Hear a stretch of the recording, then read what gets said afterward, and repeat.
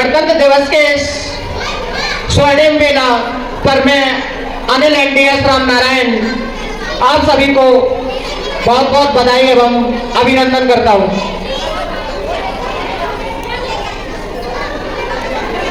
जहां सारा शिक्षक के पीछे चलता है, जहां सारा शिक्षक के पीछे चलता है, काल की गति को शिक्षक मोड़ सकता है, शिक्षक धारा को अमर से जोड़ सकता है।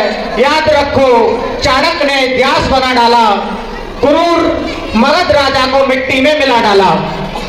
शिक्षक से अर्जुन और युधिष्ठिर जैसे नाम हैं।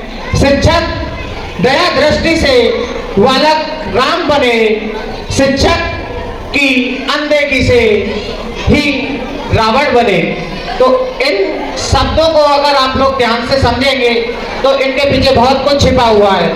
और मैं अपने आपको सौभाग्यशाली मानता हूं कि आज इस पावन अवसर पर आप लोगों के समझ देश प्रेम की भावना को अवरोध करने के शब्दों का मौका मिला। शहीदों का सपना जब सच हुआ, हिंदुस्तान तब स्वतंत्र हुआ। आओ सलाम करो उन वीरों को, आओ सलाम करो उन वीरों को, जिनकी वजह से भारत गणतंत्र हुआ, गणतंत्र हुआ। आज इस देश का प्रत्येक नागरिक गणतंत्र दिवस को बड़े उत्साह और उमंग के साथ मना रहा है। सभी इस देशवासियों के लिए गणतंत्र एक पर्व ही नहीं बल्कि एक गौरव और सम्मान की बात है। यह दिवस हर भारतीय के लिए अभिवादन और अभिमान की बात है।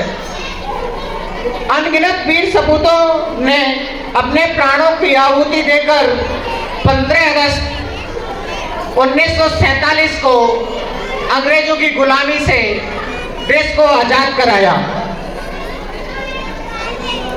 आजादी के पश्चात देश के नियमित और सुचारू रूप से चलाने के लिए कुछ नियम कायदा कानून की आवश्यकता पड़ी। जो आप लोग मंच के सामने एक किताब देख पा रहे होंगे सरस्वती माँ के सामने, वही किताब को संविधान कहते हैं। गणतंत्र दिवस में कुछ नहीं है, केवल 26 जनवरी 1947 को, 26 जनवरी 1950 को हमारे देश भारत में कुछ व्यवस्थाएं लागू की गई थी, जैसे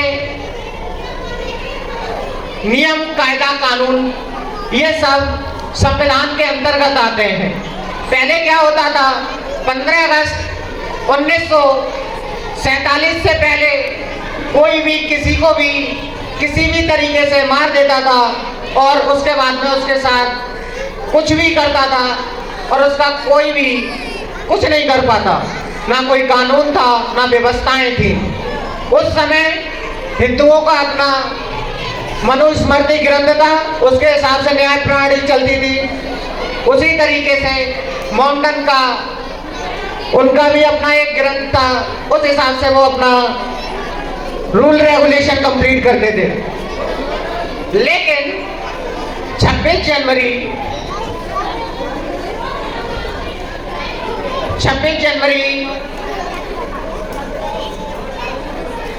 1950 को ही हम गणतंत्र दिवस के रूप में क्यों मनाते हैं, इस बात को समझने की अति आवश्यकता है। यहाँ पे बैठे हुए उपस्थित सभी बच्चे एवं शिक्षकगण, मुझे नहीं पता कितने लोगों को इस चीज का अनुभव है कि 26 जनवरी का ही दिन क्यों चुना गया था गणतंत्र दिवस के लिए। हमारे देश का संविधान 26 नवंबर 1949 को कंप्लीट हो चुका था और संविधान बनने से पहले हमारे देश में कुछ समितियां बनाई गई थी। उस समिति में से एक समिति थी, बहुत ही महत्वपूर्ण समिति थी, जिसका नाम था प्रारूप समिति, और उस समिति के अध्यक्ष थे डॉक्टर भीमराव अंबेडकर जी। और इसी तरीके से और भी राज्य की समितियां बनाई गई थी, जैसे राज्य समिति के अध्यक्ष कर रहे थे सरदार वल्लभ भाई पटेल। आज हमारे देश में कई राज्यों को मिला के देश बना है। अगर उस समय सरदार वल्लभ भाई पटेल जी अपना कार्य सत्यता निष्ठा के साथ नहीं कर रहे होते तो हमारे देश में बहुत सारे देश होते। जैसे यहाँ से दिल्ली जाने के लिए एक देश, दिल्ली से पंजाब जाने के लिए एक देश, वहां से आगे जाने के लिए एक देश, हर राज्य का देश बन जाता। तो ये सारी व्यवस्थाओं को बनाए रखने के लिए समितियों ने काम किया और लास्ट में 26 नवंबर 1949 को देश का संविधान 2 साल 11 माह 18 दिन में कंप्लीट हुआ। आप लोगों को यह भी जानने की आवश्यकता होनी चाहिए कि 26 जनवरी को ही गणतंत्र दिवस के रूप में मनाने का दिन क्यों चुना गया। इसके लिए आपको कुछ साल पहले ही चलना पड़ेगा। 1929 में कांग्रेस की अध्यक्षता कर रहे जवाहरलाल नेहरू लाहौर में एक सभा में थे। उसी समय उनके मन में एक विचार आया कि आज हम अपना ध्वज लहराएंगे और हम अंग्रेजों से स्वतंत्र होंगे। 1929 में उन्होंने ध्वज को लहराया, लेकिन वो अंग्रेजों से आजाद नहीं हुए और इसी परंपरा को हर साल मनाया जाता था। वो 26 नवंबर को ध्वज को लहराते थे और वो 26 जनवरी को ध्वज को लहराते थे और ये परंपरा आगे चलती चली गई। इसी के बाद जब हमारा संविधान 26 नवंबर 1950 को लागू हुआ तो सभी लोगों ने सोचा कि संविधान को 26 नवंबर को भी गणराज्य के रूप में ले लिया जाए तो गलत है। तो उन्होंने 2 महीने लेट किया और उन्होंने इस ऐतिहासिक दिन को 26 जनवरी 1950 को संविधान लागू किया। अब मैं आप लोगों को थोड़ा संविधान के बारे में बताने की कोशिश करता हूं कि संविधान है क्या। संविधान एक पुस्तक है और उस पुस्तक में सभी नियम कायदा कानून लिखे हुए हैं। जैसे आप लोग 18 साल के हो जाओगे, आपको कुछ मौलिक अधिकार मिलेंगे, जैसे शादी करने का अधिकार, वोट डालने का अधिकार, अपना कोई भी बात रखने का अधिकार। ये सारे अधिकार आपको मिल रहे हैं। किसकी वजह से? संविधान की वजह से। आप गांव में किसी भी अधिकारी के द्वारा, किसी भी नेता के द्वारा आपको सताया जाता है तो आप उसकी कंप्लेंट करते हैं और आपके लिए एक व्यवस्था बनी हुई है जिसे बोलते हैं न्याय व्यवस्था। न्याय व्यवस्था में 3 व्यवस्थाएं होती हैं जो हमारे देश में टॉप 10 पे होती है, उसे सुप्रीम कोर्ट कहते हैं। उसके नीचे राज्य लेवल पे होते हैं जिसे हाई कोर्ट कहते हैं और फिर डिस्ट्रिक्ट लेवल पे आ जाते हैं हम, जैसे डीजी या डिस्ट्रिक्ट जज या डिस्ट्रिक्ट कोर्ट में आ जाते हैं। तो ये सारी व्यवस्थाएं संविधान में न्याय व्यवस्थाएं हैं। उसी तरीके से हमारे देश में जो भी रूल रेगुलेशन चलते हैं वो केवल संविधान के चलते हैं। सभी धर्मों को एक समान महत्व देने वाली कोई पुस्तक है तो वो है संविधान। आप लोग ये चीज बहुत ही अच्छे तरीके से समझ लें। जो बच्चे यहाँ पे समझदार हैं या फिर जो बाहर से आए हुए श्रोतागण हैं, उन्हें ये चीज बहुत ही आज के टाइम में बहुत ही जरूरी है कि आज संविधान की आवश्यकता क्यों है। एक महिला कभी मस्जिद की मौलाना नहीं बन सकती, एक महिला कभी मंदिर की मुख्य पुजारी नहीं बन सकती, एक महिला चर्च की मुख्य पादरी नहीं बन सकती, कोई धर्म की महिला किसी भी धर्म की विश्व गुरु नहीं बन सकती। क्या मतलब है ऐसे धर्म को मानने का? क्या महिलाएं इस देश की सदस्य नहीं है, इंसान नहीं है क्या? एक महिला सांसद, स्पीकर, मंत्री, मुख्यमंत्री, प्रधानमंत्री, राष्ट्रपति, राज्यपाल, IAS, IPS officer, doctor, collector, सचिव कुछ भी बन सकती है। ये संविधान देता है हमें अधिकार। और जो मैंने पहले बताया, एक महिला मौलाना नहीं बन सकती, चर्च की पादरी नहीं बन सकती, एक महिला किसी मंदिर की मुख्य पुजारी नहीं बन सकती। ये अधिकार हमें धर्म के ग्रंथ देते हैं। जो अधिकार हमें धर्म नहीं दे पाया, वो अधिकार हमें संविधान ने दिए। संविधान किसी में भेदभाव जैसी भावनाएं नहीं रखता। संविधान हमें एकता, अखंडता, संप्रभुता और समानता की मार्ग पर लाने की कोशिश करता है। लेकिन जब संविधान लागू हुआ था, उसी समय संविधान के कुछ सदस्य थे, जैसे अगर हम उस समय संविधान सभा की सभी सदस्यों को देखा जाए तो केवल 2 ही सदस्य वहाँ पे काफी हाईली क्वालिफिकेशन, अच्छे एजुकेशन वाले थे। पहले डॉक्टर B.R. अम्बेडकर और दूसरे B.R. राव। अगर B.R. राव और डॉक्टर B.R. अम्बेडकर जी को हटा दिया जाए तो बाकी सब मिट्टी के घड़े थे। B.R. राव संविधान जितने भी वहाँ पे पारित हो रहे थे, जो भी आर्टिकल्स निकल के आ रहे थे, उन पे बहस हो रही थी, वो उनके लिए एक तरीके से मार्गदर्शन दे रहे थे। हमारा संविधान विश्व का सबसे बड़ा लिखित संविधान है। भारत का संविधान 60 देशों के संविधान से मिलके बना है। ये कंपटीशन लेवल पे जो बच्चे यहाँ पे बैठे हुए हैं, या फिर मेरी जहां तक आवाज जा रही है, कंपटीशन कोई बाहर से नहीं आती। कंपटीशन में वही चीजें आती हैं जो आपके आसपास हो रही होती हैं। आपको सोचने की आवश्यकता है कि जो भारत का एक छोटी सी किताब है जो आप लोग मंच पे देख पा रहे हो, उस किताब को 60 देशों के संविधान की स्टडी करके तब जाके एक संविधान बना जिससे भारत चलता है। संविधान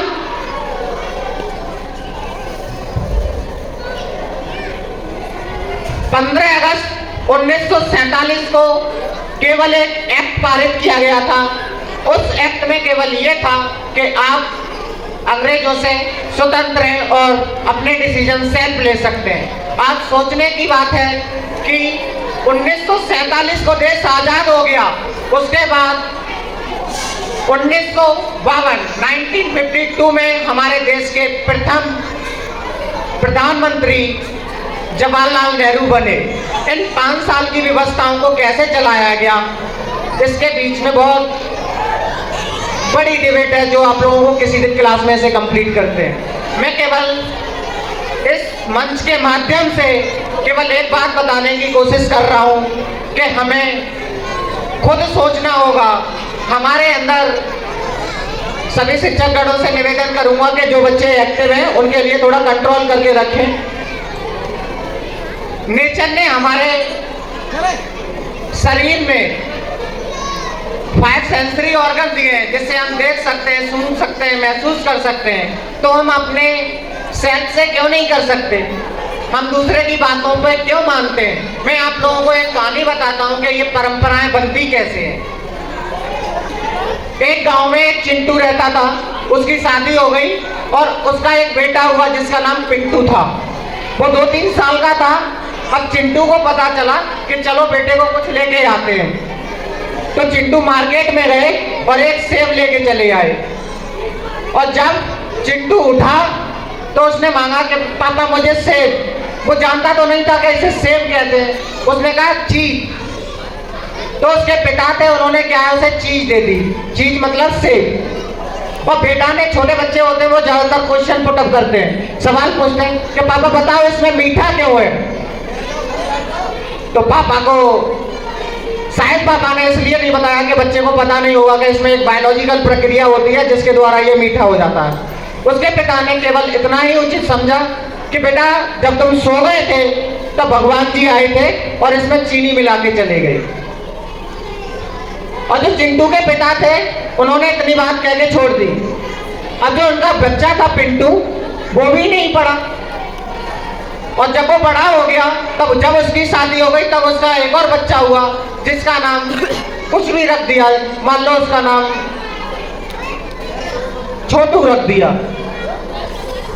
और जब चिंटू का बेटा बड़ा हुआ तब जब वही प्रक्रिया फिर दोबारा हुई और वो फिर लेके आए कोई फल को, और जब उनके बेटे ने उनसे पूछा कि पापा इसमें मीठा कैसे है, तो चिंटू सोचने लगा कि मेरे पिता ने मुझे बताया था कि हम सो गए थे तब भगवान जी आए थे और उसमें चीनी मिला के चले गए।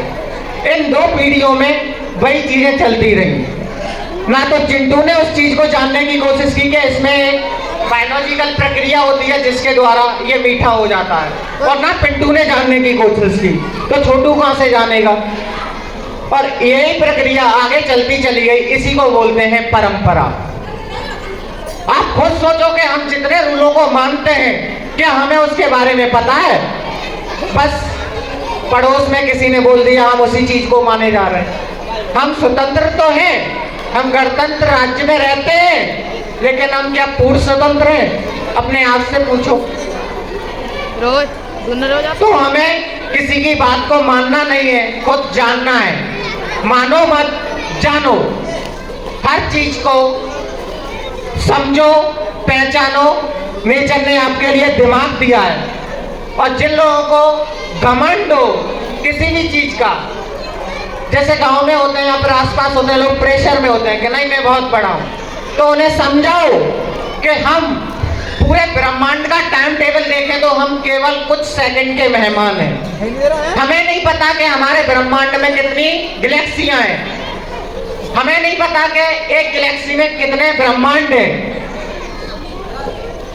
और इस ब्रह्मांड में जो सोलर परिवार है, सूर्य का परिवार है, उसमें से एक छोटा सा पार्ट निकलता है जिसे पृथ्वी बोलते हैं। और इस पृथ्वी पे काफी देश हैं, और उन देश में से एक देश है जिसका नाम भारत है, और भारत में 28 राज्य और कुछ केंद्र शासित राज्य हैं, 8 करीब। उनमें से एक राज्य जिसका नाम यूपी है, और उस उत्तर प्रदेश में 75 जिले हैं, जिनमें से एक जिला कासगंज है, और उस कासगंज जिले में एक छोटे से गांव जिसका नाम नारायणी है, वहां बैठ के हम ब्रह्मांड की कल्पना कर रहे हैं। कुछ सोचो कि हमें आवश्यकता किसकी है। आप लोग कुछ बच्चों के माध्यम से कोशिश की गई है मैंने कि आपको एनवायरनमेंट से जोड़ा जाए। आज से पहले की जो परंपराएं, चाहे हड़प्पा सभ्यता हो या फिर मोहनजोदड़ो सभ्यता हो, वहां पे केवल नेचर की पूजा की जाती थी, और ये सच है। आप लोग सेंट देख के देखो, अभी कोरोना आया था कुछ दिन पहले, सभी लोगों के नाक पे गिलास लग गया था, फेस पे गिलास लग गया, मास्क लगाना। उस मास्क लगाने की आवश्यकता क्या थी? आप लोगों को बहुत सारे बच्चे और अभिभावक जन होंगे जिन्हें यही नहीं पता होगा कि हम यहाँ बैठे हैं तो हम किस चीज से जिंदा हैं, हम क्या ले रहे हैं। कुछ माँ बाप अभिभावकों को हम पूरी जिंदगी में एक पेड़ उतनी ऑक्सीजन छोड़ता है जो 2 लोगों को हमेशा जिंदा रख सकता है पूरी लाइफ के लिए, और हम अपनी पूरी लाइफ में एक पेड़ को तक नहीं लगा पाते। अब आपको आवश्यकता है सोचने की कि हमें पेड़ की जरूरत है या मंदिर की। अगर आपके लिए नाक बंद कर दी जाए और मुंह बंद कर दिया जाए, आप मुझे बताओ कितने दिन तक जिंदा रहोगे, कितने टाइम तक जिंदा रह सकते हो? आप किसी भी धर्म को मानते हो, आपको उसी धर्म के धर्म गुरु के पास या भगवान के पास बैठा दिया जाए, आप कितने टाइम तक जिंदा रह सकते हो? भगवान एक भावना है और कुछ नहीं। जो मेन भगवान है आप उन्हें मानते ही नहीं हो। भगवान का मतलब होता है दाता, और दाता का मतलब होता है जो हमें कुछ देता है। जैसे आपके माता पिता ने आपको जन्म दिया, वो आपके दाता हैं। सूरज आपको रोशनी देता है, सूरज से पेड़ अपना खाना बनाते हैं और पेड़ों से आप खाना खाते हैं, वो आपका दाता है। आप खुद सोच के बताओ, आप जो भी खा के आए हो क्या आपने वो खुद बनाया है? आपने केवल पेड़ों से चोरी करके खाया है, और आप पेड़ों के प्रति बिल्कुल ईमानदार नहीं हो। क्या मतलब है ऐसी लाइफ जीने का? आज से और अभी से आप सभी लोग एक डिसीजन लो कि मैं कभी भी किसी को भी कोई भी गिफ्ट दूंगा तो पौधे का दूंगा, और अपने जीवन में एक पेड़ अवश्य लगाऊंगा, जिससे कि इस संसार में जो भी आपदाएं आ रही हैं उनसे मैं बच सकूं। जब मैं बच सकूंगा तभी तो मैं नियम कायदा कानून को देख पाऊंगा और चला पाऊंगा। तो हमारे आज 75 में रिपब्लिक डे के अवसर पर मैं आप लोगों से एक ही निवेदन करूंगा कि आप सभी लोग एक एक पौधा अवश्य लगाएं। जब आप जीवित रहोगे तभी तो नियम कायदा कानून सिखा पाओगे और सीख पाओगे। तो आपको खुद सोचने की आवश्यकता है। जिस तरीके से हमें खाना खाने की आवश्यकता है, जिस तरीके से हमें हर प्रोग्राम को सेलिब्रेट करने की आवश्यकता है, उसी तरीके से हमें नेचर को भी बनाए रखने की आवश्यकता है। इस SPS स्कूल के एक छोटे से मंच से मैं आप लोगों से पूछना चाहता हूँ, क्या कोई भी यहाँ बैठे हुए कितने लोग हैं जो अपनी 5 पीढ़ियों के नाम बता सकते हैं? नहीं जानते। और हम भारत के प्रथम राष्ट्रपति कौन थे हम उन्हें याद कर रहे हैं। अच्छी बात है, याद करो, पता होना चाहिए, लेकिन तुम्हें यह भी तो पता होना चाहिए कि आपके घर का राष्ट्रपति कौन था। यहाँ पे जितने भी लोग बैठे हुए हैं और जहां तक मेरी आवाज जा रही है वो लोग सुन रहे हैं, आपको खुद सोचना होगा आप लोगों को जन्म देने के लिए कितने लोगों की आवश्यकता पड़ी होगी। एक बच्चे को जन्म देने के लिए हमसे आए हुए पहले की पीढ़ियों को, हर पीढ़ी के हर सदस्य की बहुत ही आवश्यकता थी। जैसे अगर हम पास के ही रिश्तों को देखें तो जो हमारी नानी और नाना है वो बहुत ही इम्पोर्टेंट है। आपके जो दादा और दादी हैं वो भी इम्पोर्टेंट है। आपका जन्म होने के लिए 4 लोगों की आवश्यकता पड़ी। आपके दादा और दादी ना होते तो आपकी पापा नहीं होते, और आपके नाना और नानी नहीं होते तो आपकी मम्मी नहीं होती, और आपकी मम्मी है और आपके पापा हैं इसलिए आप हो। तो कितने लोगों की आवश्यकता पड़ी? दादी दादा, नानी नाना और मम्मी पापा, 6 लोगों ने, नॉर्मली देखा जाए तो 6 लोगों ने आपको जन्म दिया। क्या कितने लोग यहाँ पे उपस्थित हैं जो 6 लोगों के नाम जानते हैं? हैंड अप करके मुझे बताओ। नानी नाना, दादी दादा, पापा मम्मी के तो जानते ही होंगे। कितनी दुर्भाग्य की बात होती है कि हम उन लोगों को नाम नहीं जानते जिन्होंने हमारे लिए सारा जीवन संघर्ष किया और जिन्होंने हमें जन्म दिया। तो मैं उम्मीद करूंगा कि जो आप लोग मंदिरों में, मस्जिदों में, गुरुद्वारे में बाहर घूमते हो, अगर आप लोग घरों में ही देखोगे तो भगवान आपके पास ही होंगे। तो दाता कौन हुआ? भगवान कौन हुए? माता पिता, जो अपना पूरा संघर्ष आपको बनाने में लगा देते हैं, उससे बड़ा भगवान कौन होगा? पेड़ पौधे आपको जीवन में जितनी भी चीजें उन्हें प्रदान करते हैं, तो भगवान कौन हुआ? मैं किसी भी धर्म को ठेस पहुंचाने जैसी भावनाओं को प्रकट नहीं कर रहा हूं। मैं केवल और केवल एकता और समानता की और नेचर के प्रति कुछ चीजों को आप लोग समझें और जानें, इसके लिए मैं बताना चाहता हूं। आप जो शिक्षा ले रहे हो तो शिक्षा के साथ साथ आपको बेसिक चीजों को भी लेना अति आवश्यक है।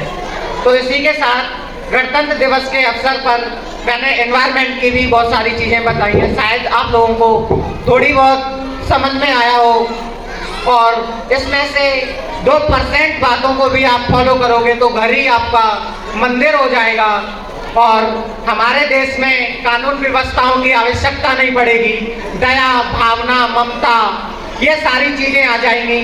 तो जो न्याय प्रणाली है संविधान में, सुप्रीम कोर्ट, हाई कोर्ट और उसके नीचे डिस्ट्रिक्ट कोर्ट, इनकी आवश्यकता नहीं पड़ेगी।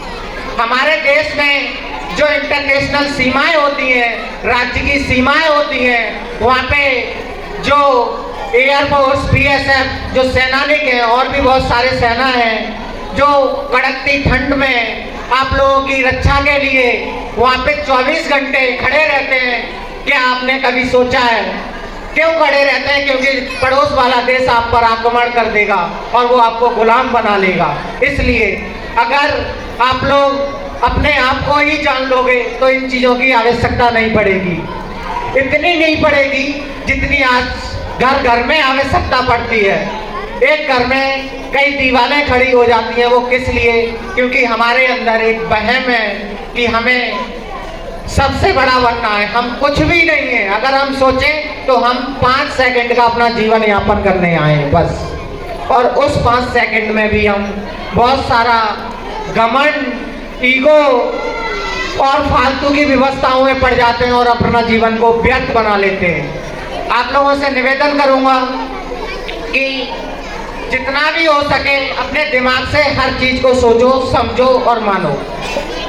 कोई व्यक्ति किसी भी ग्रंथ में कोई भी चीज लिखी हुई है उसे मत मानो। जो आपको लग रहा है ये सही है वही सही है, आपसे ज्यादा विद्वान कोई नहीं है।